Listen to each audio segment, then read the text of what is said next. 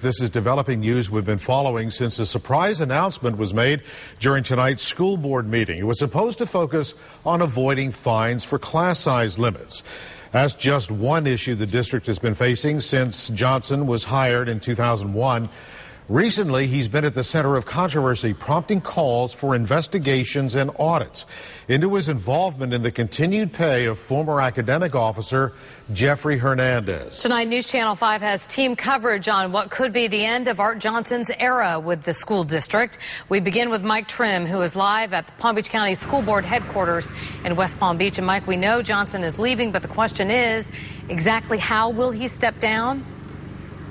And you know, Kelly, there's a lot of speculation out there, but the school board's lips are sealed when it comes to giving an actual reason for Johnson's possible termination. He could outright resign next week. He could be terminated without a cause. But one thing's for sure, plans to make that decision next week were finalized tonight. The Palm Beach County School Board knows it's making a monumental decision. We need to move forward and know exactly where we as the board want to go in this, because we've got to make some very serious decisions. Next week, the 10-year tenure of Superintendent Art Johnson could come to an end. The board will decide whether or not to terminate Johnson's contract. My discussions with the superintendent's representative have that end result as an objective, is to figure out a way to do this without any disruption to the district. Superintendent leaves with his head held high. The district can move on. Board Chairman Frank Barbieri says he spoke with a representative for Johnson, trying to reach a settlement that's good for the district. But why Johnson is being let go isn't something the board will talk about. That's because the board's chief attorney told board members it's best not to talk about a reason for terminating Johnson. Johnson is under investigation for his role in former district chief academic officer Jeffrey Hernandez's pay.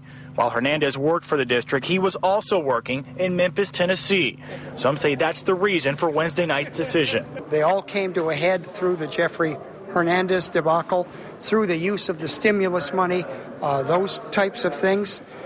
We just need new direction. We need new leadership. But some board members were quick to support the superintendent. You know, it would be nice if we could, get this to a point where the 10 years, of Dr. Johnson being the head of this school district is a celebration. Okay, so let's go over just, in fact, what could happen if Johnson is let go next week. First, the school board said at tonight's meeting that it wants to find an immediate stopgap person that could fill that superintendent role to sign timely important paperwork that's needed. That's why a superintendent role is needed for that kind of thing. And then next would be obviously to get an interim superintendent and someone who could bridge that gap until a permanent replacement is found. And that permanent replacement will truly be the new era of the Palm Beach County School District after Johnson is 10 years at that position. We are live in suburban West Palm Beach tonight. Mike Trim, WPTV News Channel 5. So it's clear Art Johnson, no stranger to Palm Beach County. He has spent nearly 30 years here, climbing the ranks to get to his perch. News Channel 5's Jay Cashmere continues our team coverage with more on Johnson's rise as one of Palm Beach County's top educators. Jay? Kelly, Art Johnson oversees a $3.5 billion annual budget with 22,000 employees and 169,000 students under him.